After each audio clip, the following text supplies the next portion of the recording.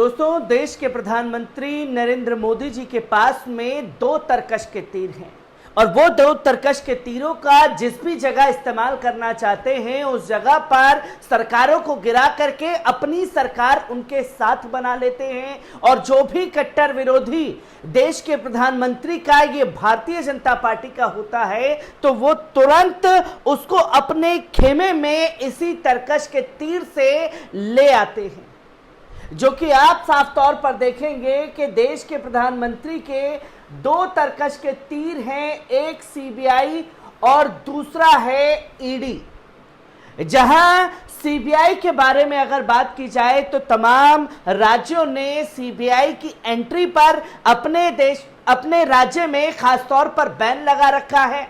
और अगर सीबीआई को कोई काम करना है या किसी चीज की जांच करनी है तो वो पहले उस राज्य सरकार से परमिशन लेगी, तब जाकर के वो अपना काम कर सकती है। यहां सीबीआई जो तरकश का तीर है वो पूरी तरीके से चल नहीं पाता, तो वहीं एक बड़ा तरकश का तीर है ईडी, जिसका इस्तेमाल देश के प्रधानमंत्री अपने अनुसार करते हैं। और ईडी के पास है कि वो मनी लॉन्ड्रिंग और ड्रग ट्रैफिकिंग की जांच करे और इसके चलते वो उस नेता के ऊपर गाज गिराए जो मोदी जी के खिलाफ बोल रहा है और उसे जेल की सलाखों के पीछे ठूसने का काम किया जाए। और जिस राज्य में ये पूरी तरीके से सटीक नहीं बैठ पा रहे, उधर ईडी को भेज करके एक डर खौफ बनाने की कोशिश करते हैं। पर हर बार ये तस्वीरें बंगाल में भारी पड़ जाती हैं और बंगाल में 2019 के लोकसभा चुनाव को देखें तो देश के प्रधानमंत्री ने सेना के नाम पर 18 सीटें जो हैं वो अपनी झोली में कर ली। और 2024 के चुनाव में जिस तरीके से ममता बनर्जी के बगावती तेवर हैं जो कि विधानसभा में देखने को मिले और धरातल पर ला करके भारतीय जनता पार्टी को पटक दिया। और जब इस तेवर के साथ ममता बनर्जी बंगाल में डंके की चोट पर भाजपा से मुकाबला कर रही हैं तो भाजपा के लिए 2024 के चुनाव में 18 सीटें तो भूल जाइए, 2 सीटें भी लाना जो है वो मुश्किल पड़ सकता है। और जब ये मुश्किल पड़ सकता है तो गठजोड़ में दिक्कत आएगी। देश के प्रधानमंत्री फिर से प्रधानमंत्री बन पाएंगे या नहीं बन पाएंगे, इसी मैथमेटिक्स को लेकर के तमाम तरीके की उथल पुथल जो है वो बंगाल में देखने को मिल रही है। और अपना एक तिरकश का जो तीर है वो छोड़ दिया है बंगाल में, और जो बंगाल में कार्य किया जा रहा है उसके चलते ममता बनर्जी के भतीजे अभिषेक बनर्जी को ईडी के जरिए समन भेजा जा रहा है कि आपसे पूछताछ की जाएगी और आपको जो है यहां आना पड़ेगा। और शिक्षक भर्ती घोटाले में लगातार अभिषेक बनर्जी के ऊपर गाज गिराने की कोशिश की जा रही है, जिसकी तस्वीरें बीते दिनों दिल्ली में देखने को मिली कि पूरे के पूरे सांसद टीएमसी के दिल्ली के जंतर मंतर पर आकर के तंबू और बंबू गाड़ करके बैठ गए, जहां तस्वीरें साफ तौर पर सामने आई कि किस तरीके से दिल्ली पुलिस को उन तमाम सांसदों, उन तमाम नेताओं को डिटेन करना पड़ा जो कि थाने ले जाया गया। और दूसरी ममता बनर्जी की करीबी है नुसरत जहां के ऊपर भी ईडी ने अपनी गाज गिराई, जहां टीएमसी सांसद नुसरत जहां से ईडी ने 6 घंटे पूछताछ की।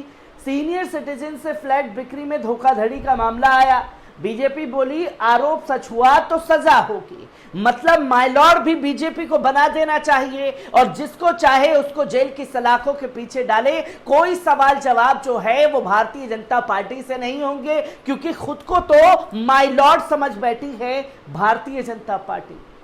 पर बड़ी ही गलतफहमी में जी रही है भारतीय जनता पार्टी, केंद्र की मोदी सरकार, जो खुद को माइलॉर्ड तो समझ रही है, पर जब अदालतों में ये मामले जा रहे हैं तो माइलॉर्ड भी हंटर चलाने से भारतीय जनता पार्टी के ऊपर बाज नहीं आ रहे, जिसकी तस्वीरें खासतौर पर कोलकाता हाईकोर्ट में देखने को मिली, जहां जस्टिस अमृता सिन्हा ने ऐसा हंटर, ऐसा चाबुक केंद्र की मोदी सरकार के तिरकश के तीर ईडी के ऊपर चलाया कि हर कोई हक्का बक्का रह गया।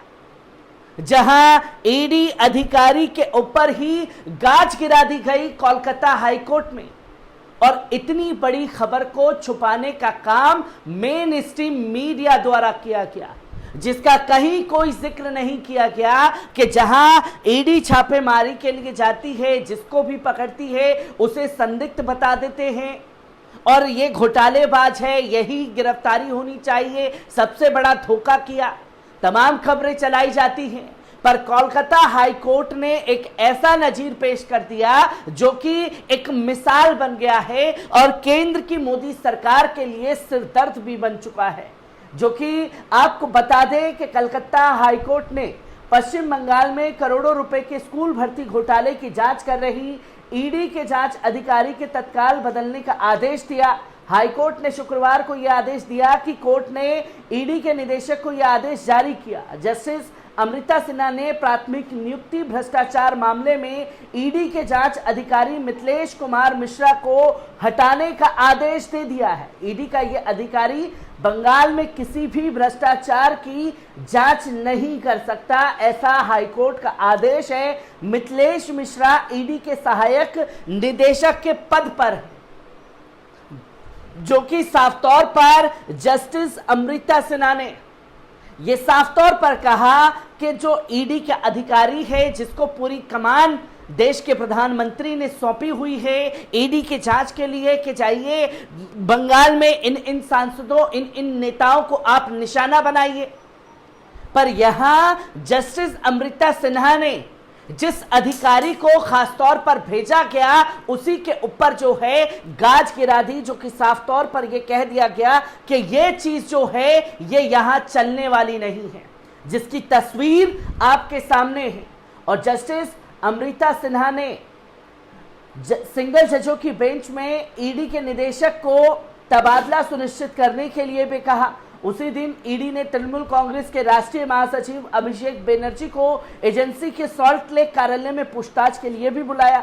हालांकि बनर्जी ने शुक्रवार सुबह कहा कि वे ईडी कार्यालय में नहीं जाएंगे, जहां अभिषेक बनर्जी को बुलाया गया और ठीक उसी दौरान जो है कोलकाता हाईकोर्ट की गाज ईडी के अधिकारी के ऊपर घुस गई, जहां ईडी के अधिकारी को ही बाहर निकाल फेंका गया।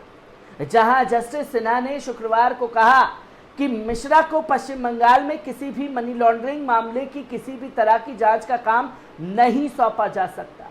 शुक्रवार को वरिष्ठ अधिवक्ता और माकपा के राज्यसभा सदस्य विकास रंजन भट्टाचार्य ने नई दिल्ली राजनीतिक के कारण ईडी के समन पर अभिषेक बनर्जी की उपस्थिति नहीं होने की सूचना अदालत को जारी की थी, जिसकी तस्वीर लोगों के सामने आई और जांच के दौरान क्या क्या बातें निकल कर के सामने आई।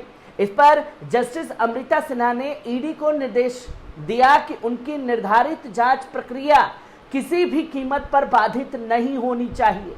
जांच को आगे बढ़ाने के लिए केंद्रीय एजेंसी कानून प्रावधानों के अनुसार कोई भी कदम उठाने के लिए स्वतंत्र होगी।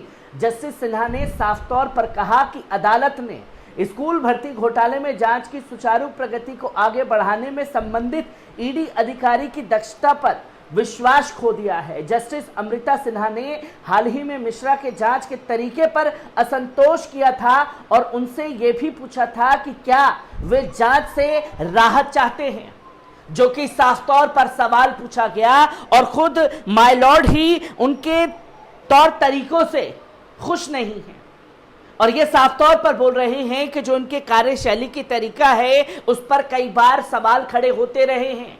और जिस ईडी अधिकारी को यह पूरा मामला सौंपा गया है अभिषेक बनर्जी के लिए, नुसरत जहां के लिए, उनके तौर तरीके पर ही सवाल खड़े होते हैं और इससे हम खुद ही संतुष्ट नहीं हैं।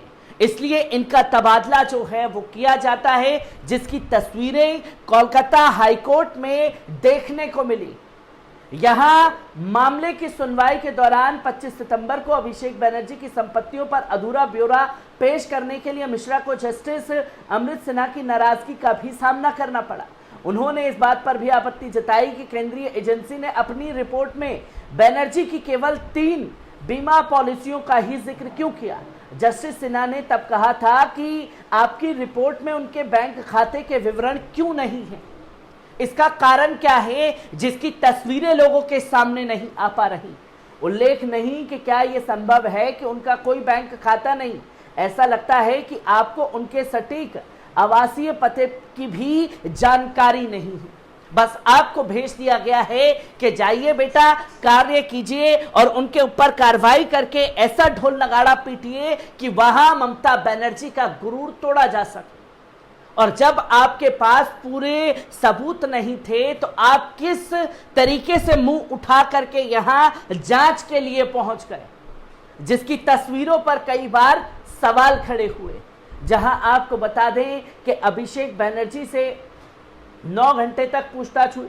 हाईकोर्ट ने कहा कि संसद की तरफ से मुहैया कराए गए दस्तावेजों और सबूतों से अगर ईडी संतुष्ट नहीं है तो उन्हें पेश होने के लिए नया समन जारी करने पर विचार किया जा सकता है। 13 सितंबर को ईडी ने अभिषेक बनर्जी के शिक्षक नियुक्ति मामले में लगभग 9 घंटे पूछताछ की थी और जो सबूत उन्हें पेश किए गए, जो सबूत उन्हें दिए गए, केंद्र सरकार द्वारा मुहैया कराए गए, उससे वो खुद ही संतुष्ट नहीं थे। उसकी जांच पड़ताल उन्होंने की नहीं, बस कार्रवाई करनी थी। ये हाईकमान से ऑर्डर था, जो खुद को माय लॉर्ड समझ रहे हैं पर असल में माय लॉर्ड के आगे आकर के बुरी तरीके से फंस गए। जहां नया समन जारी करने पर विचार किया गया, अभिषेक बनर्जी को 3 अक्टूबर के सामने समन में पेश नहीं हुए। ईडी समय सीमा भी तय कर सकती है। किन जजों की पीठ में हो रही है अपील पर सुनवाई? कलकत्ता हाईकोर्ट में न्यायमूर्ति सौमेन सेन की अध्यक्षता वाली इस खंडपीठ ने न्यायमूर्ति उदय कुमार भी शामिल हैं। पीठ ने बुधवार को कहा कि अगर मामले की जांच कर रहे ईडी अधिकारी अभिषेक की तरफ से सौंपे गए दस्तावेजों से संतुष्ट नहीं हैं तो वो बनर्जी को तलब करने पर विचार कर सकते हैं। जांच एजेंसी इस सुझाव पर जवाब देगी, जो कि अगर अभिषेक बनर्जी के सबूत नहीं मिल रहे हैं तो ममता बनर्जी को भी तलब करने के लिए ईडी कह रही है। ये आदेश दिए जा रहे हैं और आदेश कहां से जारी हो रहे हैं ये देश बखूबी जान रहा है। और असल में जब सरकारी मिशनरी का और अपने तरकश के तीर का इस्तेमाल किया जा रहा है तो माय लॉर्ड के आगे आकर के ईडी हो चाहे केंद्र की मोदी सरकार हो, हर कोई फंस जा रहा है। हर एक तस्वीर, हर एक पहलू को बारीकी से आपके सामने रखता रहूंगा। दीजिए इजाजत, शुक्रिया।